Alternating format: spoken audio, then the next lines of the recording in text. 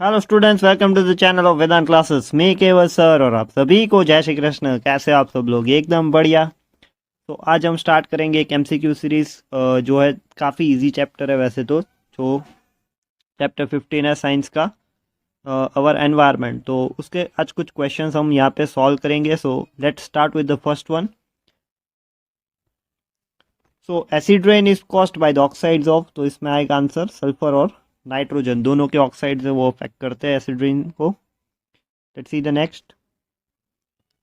Among the following, choose the correct option which contains only biodegradable items. तो इसमें से PVC हट जाएगा, इसमें से डिटर्जेंट हट जाएगा। तो 3 and 4 will be the biodegradable items. ठीक है, so option D will be the correct answer for this. Let's see the next one. Every food chain in the ecosystem begins with blank which are the original source of food. तो कोई भी food chain है उसमें सबसे पहले क्या रहता है? Plants. So which are termed as producers. So option C will be the correct answer for this. Let's see the next question. Excessive exposure to ultraviolet radiation causes, तो इफेक्ट है ये cancer of skin. So option B will be the correct answer. Let's see the next one. Global warming is a phenomenon related to, तो बचपन से पढ़ते आ रहे ये सवाल। ग्रीन हाउस इफेक्ट होगा इसका आंसर। ठीक है, टेम्परेचर जिसमें राइज अप होता है।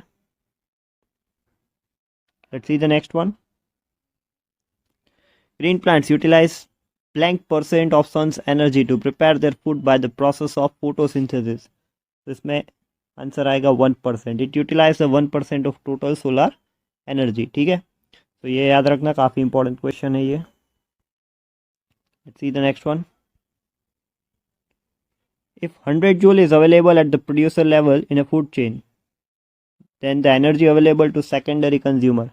तो सबसे पहले प्रोड्यूसर होता है, उसके बाद आता है प्राइमरी कंज्यूमर जो हर्बीवरस है, उसके बाद आता है सेकेंडरी कंज्यूमर। ठीक है, तो अभी देखो इसके पास यहाँ पे 100 जूल है और हम 10% लॉस से सिर्फ 10% एनर्जी को ट्रांसफ़र करते हैं, तो इसके पास होगा 100 और इसके पास आएगा 1 जूल। तो सेकेंडरी कंज्यूमर के पास जो एनर्जी आएगी वो आएगी 1 joule. So option C will be the correct answer. Let's see the next one. In a food chain the second trophic level is occupied by, तो अभी हमने लिखा था पहला जो है प्रोड्यूसर है, फिर प्राइमरी कंज्यूमर, तो ये हो गया सेकेंड ट्रॉपिक लेवल। ठीक है, ये सेकेंड ट्रॉपिक लेवल है, ये फर्स्ट है। Actually these are herbivores. ठीक है, ये हर्बीवरस है, तो option C will be the right answer. Let's see the next one. In a food chain the third trophic level is always occupied by, so herbivores के बाद आता है carnivores. Option B will be the right answer. Let's see the next one. In the given food chain, if the amount of energy at the fourth tropic level is 4 kilojoule, so fourth tropic level यानी ये इसके पास 4 kilojoule है, तो producer level के पास कितनी? सो ये होगी 40, इसमें हम इंक्रीज करेंगे, सो ये होगा 400 और यहाँ पे होगा 4000, 4000। तो 4000 kilojule will be the accurate answer for this. Let's see the next question. The depletion of ozone layer causes global warming, earthquake, increased ultraviolet radiations and acid rains. Option C will be the right answer. क्योंकि ozone layer जब deplete होगी तो ultraviolet radiations आएंगे. The process of accumulation of harmful chemical substances like pesticides in the body of living organism at each tropic level of food chain is known as, इसका जो correct answer है वो होगा biological magnification. Option A will be the right answer for this. Let's see the next one. The substance which is chiefly responsible for the depletion of ozone. काफ़ी आसान सवाल है ये, इसका आंसर होगा CFC, chlorofluorocarbon. Let's see the next one. We should reduce the use of plastic bags, bottles, etc. Why? They are not durable. They are non-biodegradable. So this will be the right answer. They are non-biodegradable. Let's see the next one.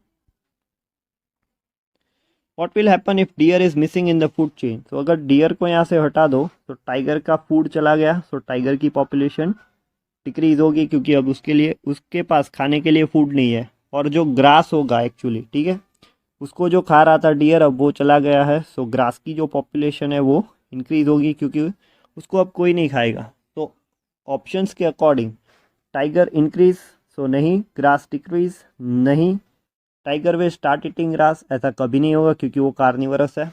तो population of tiger decrease and population of grass increase, so this will be the perfect answer, option D.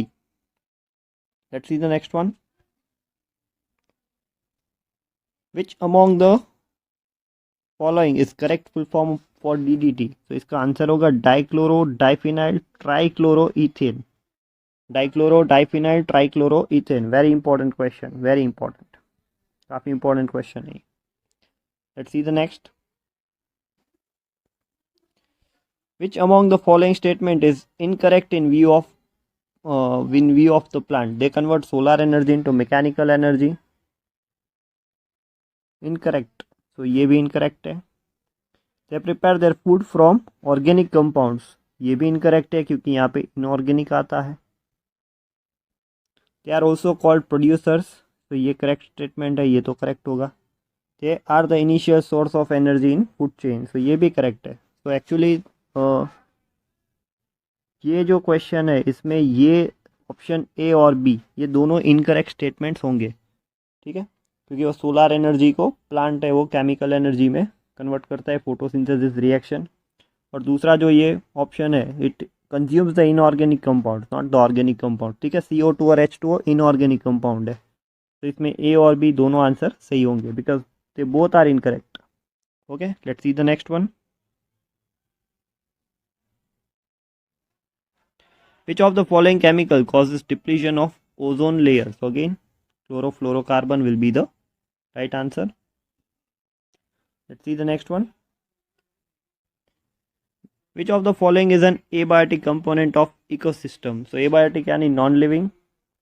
So non-living component यहाँ पे humus है. So option A will be the right answer.